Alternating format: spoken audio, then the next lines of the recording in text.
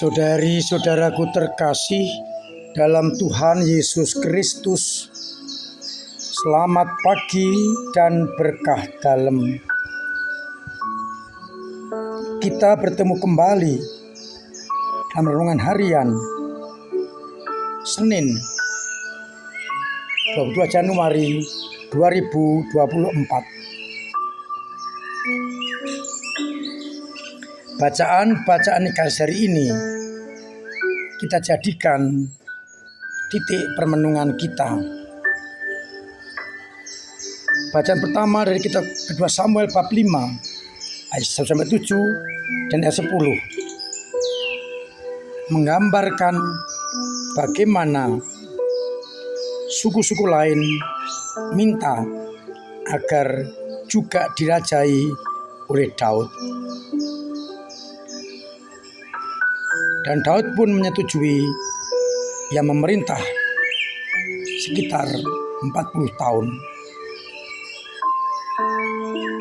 Sedangkan pada bacaan Injil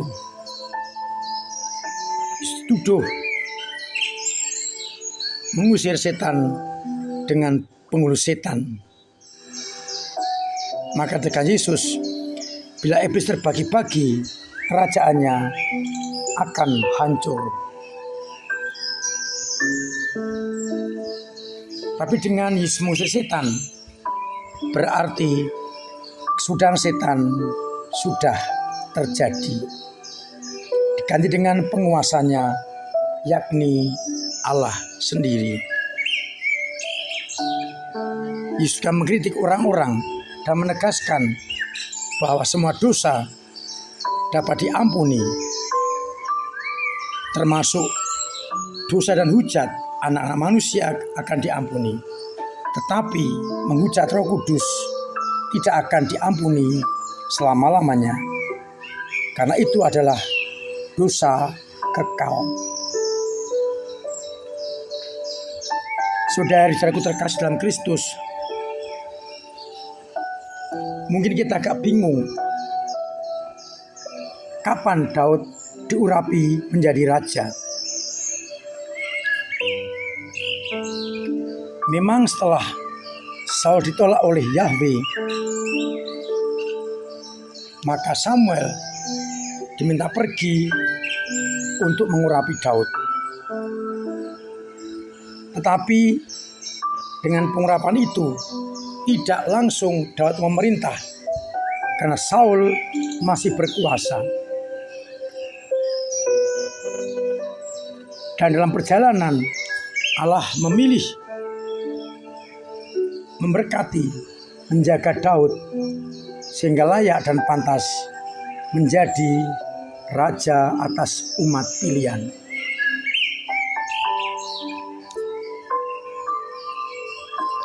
Dan hari ini, setelah Daud memimpin atas beberapa suku di Yehuda bagian selatan, beberapa suku lain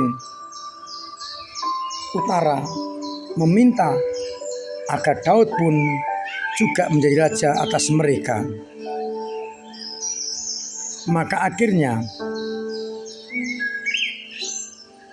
Daud diurapi menjadi raja atas seluruh Israel dan Yehuda. Yang memerintah cukup lama, sehingga ia menjadi raja yang terkenal. Ia memerintah lama karena ia berpegang pada kehendak Allah. Tapi ketika mulai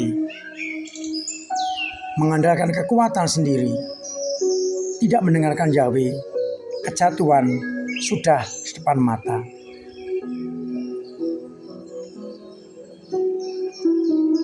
Maka pertanyaan pertama untuk kita renungkan, apakah kita juga sanggup dan berani untuk terus melaksanakan kehendak Allah dan meninggalkan hawa nafsu, kedagingan, dan ego kita. Kalau terjadi, maka kita akan memerintah dengan Allah cukup lama, seperti Daud. Permohonan kedua kita ambil dari Injil. Yang ingin saya soroti adalah soal dosa menghujat Roh Kudus tak terampuni. Apa maksudnya?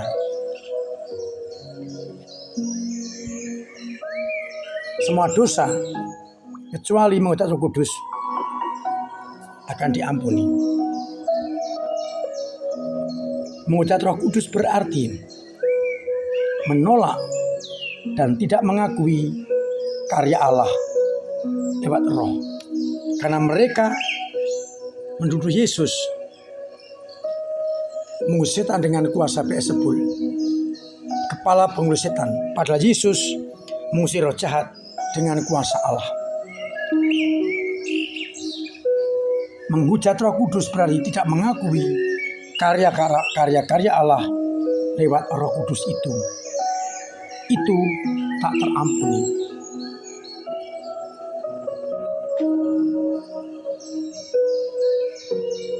Dengan menyatakan Yesus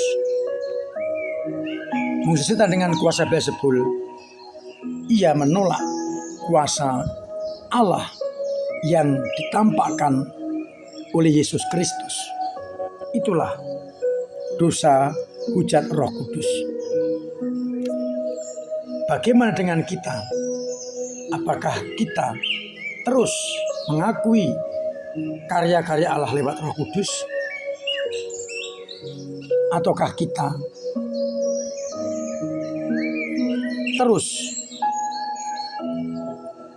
menyadari gerakan Allah lewat Roh Kudus sungguh nyata, agar akhirnya kita mendengarkan gerakan dan suara Roh Kudus Allah yang senantiasa menyertai kita. Kalau kita melawan Roh Kudus, bahkan menyaksikan dosanya tidak diampuni. Semoga kita mampu untuk terus mendengarkan, melaksanakan gerakan Roh Kudus itu, agar akhirnya mereka yang mengandalkan Roh boleh mengalami sukacita dan keselamatan. Mari bersama-sama kita dengarkan, kita ikuti, dan kita laksanakan gerakan Roh Kudus Allah sendiri. Tuhan memberkati kita sekalian. Amin. Marilah berdoa. Bapa yang penuh kasih, kami bersyukur karena kedua bacaan mengajak kami untuk mengandalkan Engkau dan Roh-Mu dalam hidup kami, agar kami, dosa-dosa kami dapat diampuni. Kuatkanlah kami bila kami kadang lemah dan tidak mempercayai Roh Kudus Allah. Semoga dengan itu kami semakin mampu untuk benar-benar mendengarkan dan melaksanakan kehendak Roh Kudus Allah. Semoga umat-Mu yang sakit Engkau sembuhkan, yang punya beban berat Engkau ringankan, yang punya persoalan Engkau urai, yang secara ekonomi Engkau bantu sesamanya, usahanya Engkau beri keberhasilan. Biarlah akhirnya semua orang mengalami cinta kasih-Mu. Untuk itu, sertai kami dengan berkat-Mu sendiri, Bapa dan Putera dan Roh Kudus. Amin.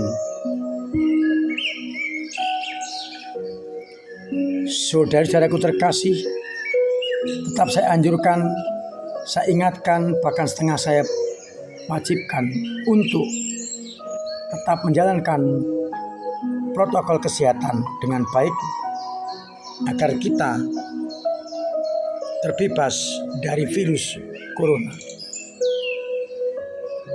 Dengan pola hidup sehat, kita membantu orang lain juga dapat hidup sehat.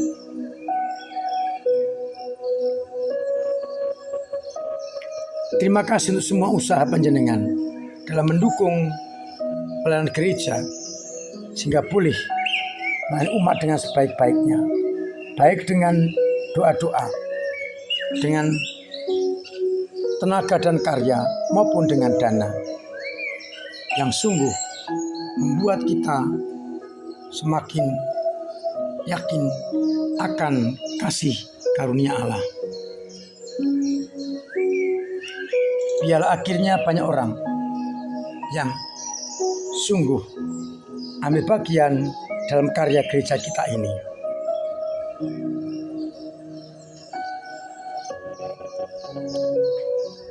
Saya menghimbau semua umat nanti melaksanakan pemilu, jangan sampai golput. Pilih menurut hati nurani dan pilih yang bisa mempertahankan NKRI. Akhirnya saya mengucapkan selamat pagi, selamat merenungkan, salam sehat.